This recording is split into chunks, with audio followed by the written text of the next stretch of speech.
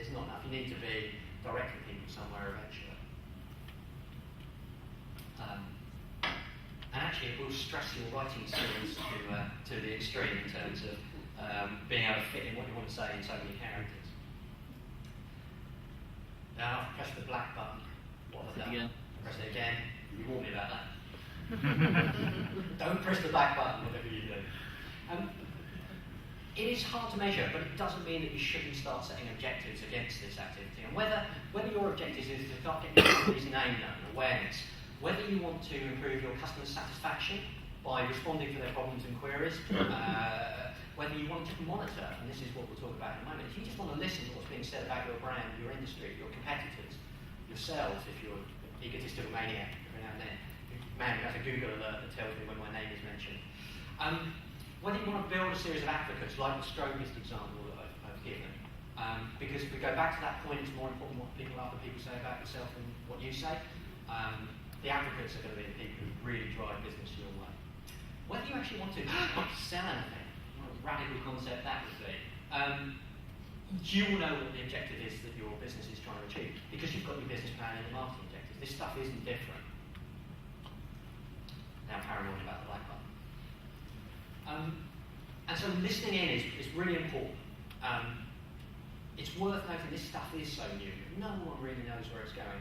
So I'm always really keen to point out, I'm not an expert on this stuff. Kat's not an expert on this stuff. We're learning as we go through. Someone pointed out to me an expert is only someone who knows just a little bit more about a subject than you. But there are an incredible number of people who badge themselves as social media gurus. And frankly, it's not credible. Because generally, no one knows where this stuff is going. If they were all so clever, why weren't they predicting Facebook earlier on? And if you had the opportunity to sit in with James from De Montfort University, he's just told us all about how forecasting is so far from the exact science. But listening in, I think, is a really, really good place to start. It's a really low-effort place to start. It's something that you can put in place within a day or two, no problem at all.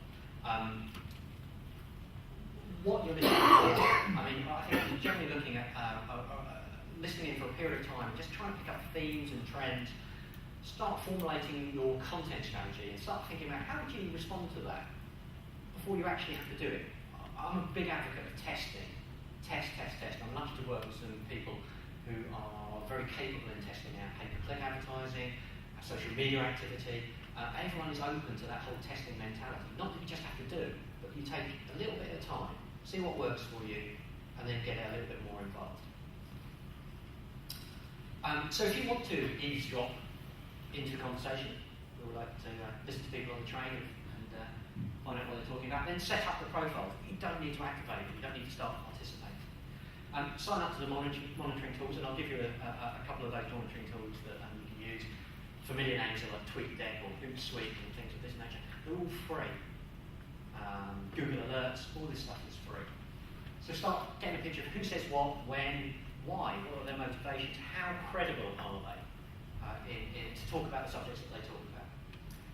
That gives you what is your network, who are the individuals that are most influential, who are the people you want to engage with, who are the people you want to monitor, and who are the people you really want to keep well back from, because they're never going to say anything nice about you. And then collect those learnings. Go, okay, what is the picture that's being painted? Actually, there's a real opportunity in my market because the service levels of my three main competitors are appalling.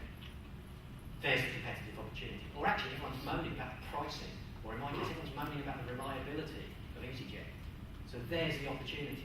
That's kind of research, as I said, costs a fortune to typically gather. And there's a number of different ways that you can present your online personality. You'll see these online if you follow me on Twitter. Promotional are Dell, or the hey, today only 20% off laptops. And that's the consistent message that they get across, because that works really well for them. That fits with the brand.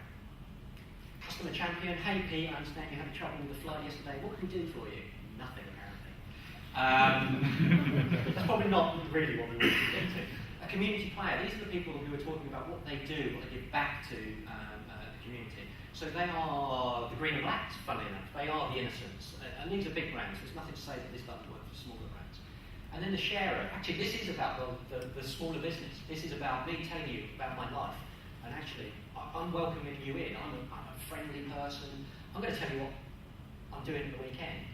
And there is a risk about going, hey, today I had Kellogg's cornflakes. And, you know, that kind of stuff can be a little bit mundane.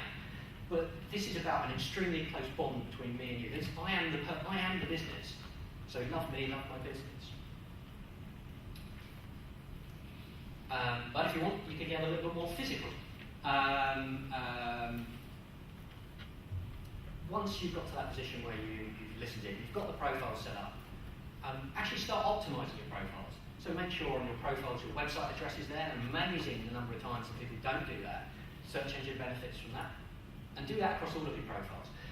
You can start getting a little bit defensive, and as these new social networks come along, just go and register your profile. You don't have to activate it, or go and register your company profile, just to stop anyone else doing it. You may never use them. The latest, what's Apple's thing, P, for example, you know, they have no benefits for you at all. I'm not suggesting that maybe Cafe Penguin would be inappropriate, or Habbo Hotel, or anything like that, but if you're targeting kids, maybe it would be relevant. So join the groups. Again, you don't have to participate, just join and listen. Most people familiar with the expression trolls, what we talk about online forums. People who don't take part, they just listen in, they kind of hide around, lurk around. But I think for most social networks, 80% of people are trolls. They don't actively take part, they just listen in. And 20% of the people are actually your active base. Join the groups and then start replying to the posts. So you're not initiating the conversations, you're letting someone else do that. And just start seeding in. Actually, I have a view on that subject. You're not making an regular commitment that you are originating content, which is the thing that will really cause, that you need a strategy for. The moment you start getting into content development. And update your site content on a regular basis. This is Emma, who works for me. Actually, at the moment I work for her, but that's a long story. And Emma has a daily blog about fashion. That's what really drives her.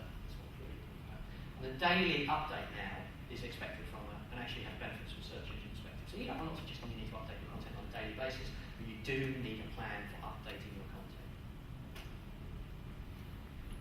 And this sounds very grandiose. Hang on, I'm a small business. Why the hell would I need a content strategy? Well, it's the content development that will actually cause this stuff to grind to a halt. I think the phrase, Cathy is very honest, social media is content hungry. You need to be producing stuff, whether it's words, pictures, images, whatever, on a very, very regular basis. And anyone who's been, who tweets? Let's get that. Okay. Constantly, going, oh yeah, I tweet that. Oh, I'm constantly sweeping for stuff that I can use. I think, excellent, that's this minute's tweet done. What do I do next? So it becomes really, really hungry. But a simple way to look at this is, what are you already producing? And I've just said, for example, a press article. So anyone who's not engaging in their trade press or in their local press or anything like that for a local business should be. Just because we're talking about digital here, Jeff next door was talking about leaflets and things of that nature. Now, this stuff doesn't replace traditional marketing, it builds on it, it's part of the mix. So if you write a press article, then you edit that down to a blog posting or a web page. Same content, just trimming it down. Then you take that and you trim it down again into an email. Then you take that and trim it down into a status update, a tweet, whatever social network. And then get down to the lowest common denominator. And the advantage there is you're only creating the content once. You're editing it down so it has a consistent tone, theme. It always sounds like you, irrespective of whether someone's engaging with it on a mobile phone, in an email. And if you are paying someone to do this, as we do, it's a downside cheaper to say, here's your brief for the article and I want it to go down like this. It's significantly cheaper. So it does sound quite grandiose, but having a plan about what you're going to say, how you're going to say it, is crucial to keeping this stuff sort of going. And the number of brands, particularly big brands, who start to take part in this world, and then you go back to their blogs or anything like that, and they haven't updated them for 6 months. You're better off shutting this stuff down than leaving content that's out of date. How are we doing? 15. We're doing extremely well then. What we then start saying is, so far we've been what I term reactive. So we've joined groups, we've contributed to comments that were already being posted. Actually now what we do is start saying, well, let's activate those parked profiles.